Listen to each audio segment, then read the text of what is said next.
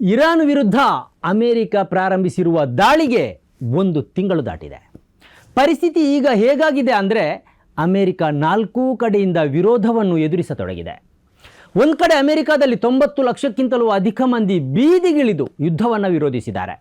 ಅಮೆರಿಕದ 50 ರಾಜ್ಯಗಳಲ್ಲಿ 3100ಕ್ಕಿಂತಲೂ ಹೆಚ್ಚು ಪ್ರತಿಭಟನೆಗಳು ನಡೆದಿವೆ. ಇದು ಅಮೆರಿಕದ ಇತಿಹಾಸದಲ್ಲಿಯೇ ಮೊಟ್ಟ ಮೊದಲು ಎಂದು ಹೇಳಲಾಗ್ತಾ ಇದೆ.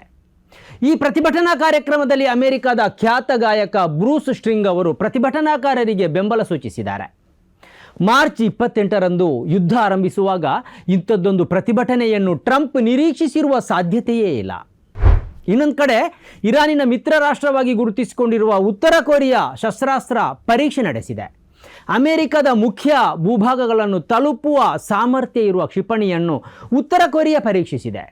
ಈ ಪರೀಕ್ಷೆಯು ಭವಿಷ್ಯದಲ್ಲಿ ಯುದ್ಧ ತಿರುವು ಪಡೆದುಕೊಳ್ಳುವ ಸಾಧ್ಯತೆಯನ್ನು ನಿಚ್ಚಳವಾಗಿಸಿದೆ.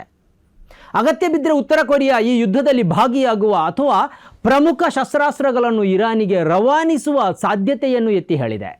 ಅಲ್ಲದೆ ದಕ್ಷಿಣ ಕೊರಿಯಾ ಸಹಿತ ಉತ್ತರ ಕೊರಿಯಾದ ಸುತ್ತಮುತ್ತ ಇರುವ ಅಮೆರಿಕದ ಸೇನಾ ನೆಲೆಗಳ ಮೇಲೆ ಉತ್ತರ ಕೊರಿಯಾ ದಾಳಿ ನಡೆಸುವ ಭೀತಿಯನ್ನು ಸೃಷ್ಟಿಸಿದೆ. ಮತ್ತೊಂದು ಕಡೆ ಅಮೆರಿಕದಿಂದ ಭೂ ದಾಳಿಗೆ ಸಿದ್ಧತೆ ನಡೀತಾ ಇದೆ. ಈ ಬಗ್ಗೆ ಇರಾನ್ ಹೇಳಿಕೆಯನ್ನು ನೀಡಿದ್ದು ಈ ಸಿದ್ಧತೆಯನ್ನು ಸ್ವಾಗತಿಸಿದೆ. ನೀವು ಇರಾನಿನ ಭೂಮಿ ಪ್ರವೇಶಿಸಿದರೆ ಪರ್ಷಿಯನ್ ಕೊಲ್ಲಿಯ ಶಾರ್ಕ್ ಮೀನುಗಳಿಗೆ ನಿಮ್ಮನ್ನು ಆಹಾರವಾಗಿ ಎಸೆಯುತ್ತೇವೆ ಎಂದು ಇರಾನ್ ಎಚ್ಚರಿಕೆ ನೀಡಿದೆ.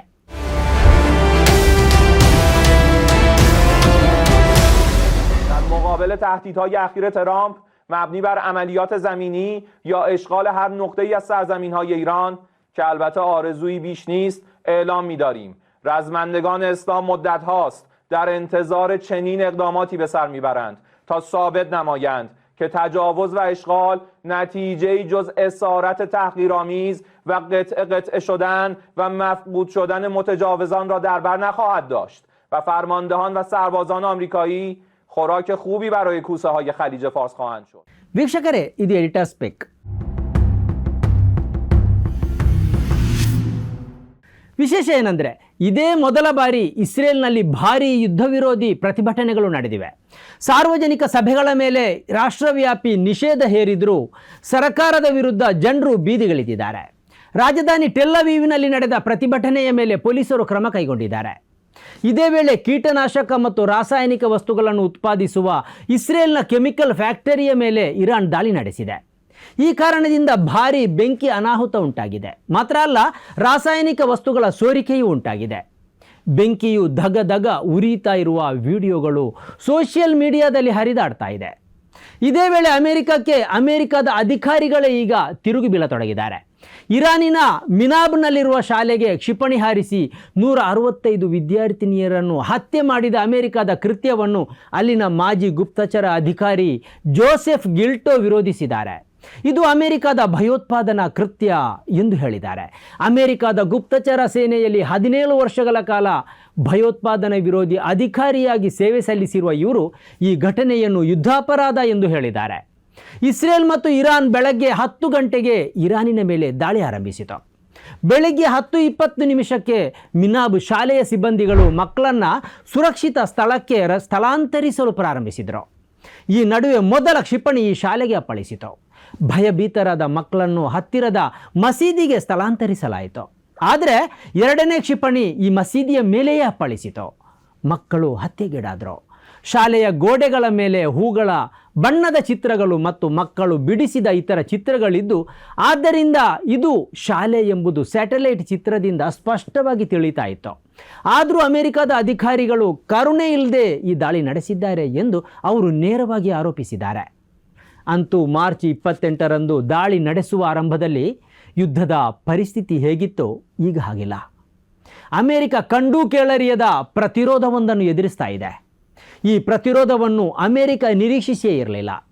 ಗಲ್ಫ್ ರಾಷ್ಟ್ರಗಳಲ್ಲಿರುವ ತನ್ನ ಸೇನಾ ನೆಲೆಗಳ ಮೇಲೆ ಮತ್ತು ಇಂಧನ ಸ್ಥಾವರಗಳ ಮೇಲೆ ಇರಾನ್ ದಾಳಿ ನಡೆಸುವುದಾಗಿ ನಾನು ನಿರೀಕ್ಷಿಸಿರಲಿಲ್ಲ ಎಂದು ಸ್ವತಃ ಟ್ರಂಪ್ ಅವರೇ ಹೇಳಿದ್ದಾರೆ. ಈಗ ಇರಾನಿನ ಮೇಲೆ ದಾಳಿ ನಡೆಸುವ ಮೊದಲು ಅಮೆರಿಕ 100 ಬಾರಿ ಆಲೋಚಿಸುವಂತಾಗಿದೆ. ಇರಾನಿನ ಮೇಲೆ ದಾಳಿ ನಡೆಸಿದರೆ ಅದಕ್ಕೆ ಪ್ರತೀಕಾರವಾಗಿ ಗಲ್ಫ್ ರಾಷ್ಟ್ರಗಳಲ್ಲಿರುವ ಅಮೆರಿಕದ ಇಂಧನ ಸ್ಥಾವರಗಳು ಮತ್ತು ಸೇನಾ ನೆಲೆಗಳ ಮೇಲೆ ಇರಾನ್ ದಾಳಿ ನಡೆಸುತ್ತದೆ. ಗಲ್ಫ್ ರಾಷ್ಟ್ರಗಳ ಮೇಲೆ ಇರಾನ್ ದಾಳಿ ನಡೆಸುವುದೆಂದರೆ ಅಮೆರಿಕದ ಮೇಲೆ ದಾಳಿ ನಡೆಸಿದಂತೆ. ಗಲ್ಫ್ ರಾಷ್ಟ್ರಗಳು ಈ ದಾಳಿಯನ್ನು ವಿರೋಧಿಸುತ್ತವೆ. ಅಮೆರಿಕದಿಂದಾಗಿಯೇ ತಮ್ಮ ಮೇಲೆ ದಾಳಿ ನಡೀತಾ ಇದೆ ಎಂದು ಅವು ಟ್ರಂಪ್ ಮೇಲೆ ಒತ್ತಡ ಹೇರ್ತವೆ. ಹೀಗಾದರೆ ಗಲ್ಫ್ ರಾಷ್ಟ್ರಗಳು ಮುಂದೆ ತನ್ನ ಸೇನಾ ನೆಲೆಯನ್ನು ಮುಚ್ಚುವಂತೆ ಒತ್ತಡ ಹೇರಬಹುದು ಎಂದು ಅಮೆರಿಕಕ್ಕೆ ಅರಿವಾಗತೊಡಗಿದೆ. ಆದ್ದರಿಂದಲೇ ಟ್ರಂಪ್ ಈಗ ಯುದ್ಧ ನಿಲ್ಲಿಸಲು ಬಯಸ್ತಾ ಇದ್ದಾರೆ. ಜಗತ್ತು ಬಯಸ್ತಾ ಇದೆ. ಇಂಧನ ಕೊರತೆಯಿಂದಾಗಿ ಜಾಗತಿಕವಾಗಿಯೇ ಕೋಲಾಹಲ ಉಂಟಾಗಿದೆ.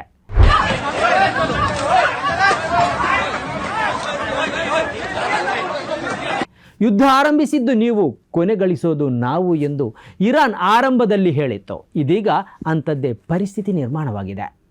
ಇನ್ನು ಯಾವುದೇ ದುರ್ಬಲ ರಾಷ್ಟ್ರದ ಮೇಲೆ ದಾಳಿ ನಡೆಸುವ ಮೊದಲು ಟ್ರಂಪ್ 100 ಬಾರಿ ಆಲೋಚಿಸುವಂತೆ ಮಾಡಲು ಇರಾನ್ ಯಶಸ್ವಿಯಾಗಿದೆ.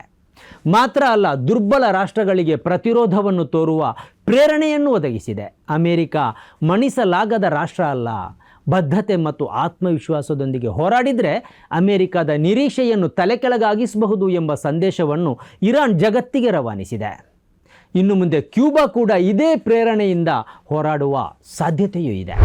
ಒಂದು ವೇಳೆ ಇರಾನ್ ಈ ಯುದ್ಧದಲ್ಲಿ ಸೋತರೂ ಅದರ ಪ್ರತಿ ಹೋರಾಟವು ಜಗತ್ತಿನ ದುರ್ಬಲ ರಾಷ್ಟ್ರಗಳಿಗೆ ಚೈತನ್ಯ ಒದಗಿಸುವ ಸಾಧ್ಯತೆ ಇದೆ.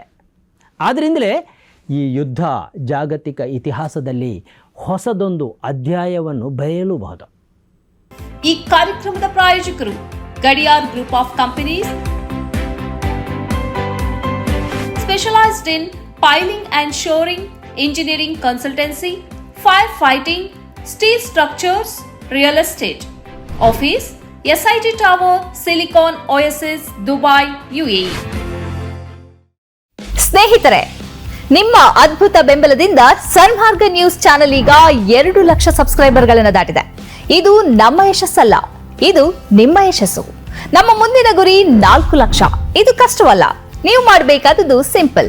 ನೀವು ಸನ್ಮಾರ್ಗ ನ್ಯೂಸ್ ಚಾನೆಲ್ ವಿಡಿಯೋವನ್ನ ನಿಮ್ಮ ಸ್ನೇಹಿತರಿಗೆ, ಕುಟುಂಬದವರೊಂದಿಗೆ ಹಂಚಿಕೊಳ್ಳಿ ಮತ್ತು ಅವರಲ್ಲೂ ಸಬ್ಸ್ಕ್ರೈಬ್ ಮಾಡಲು ಹೇಳಿ. ನೀವು ಶಕ್ತಿಯನ್ನು ಕೊಡಿ, ನಾವು ನಿಖರ ಸುದ್ದಿ ಕೊಡ್ತೇವೆ. ಧನ್ಯವಾದಗಳು.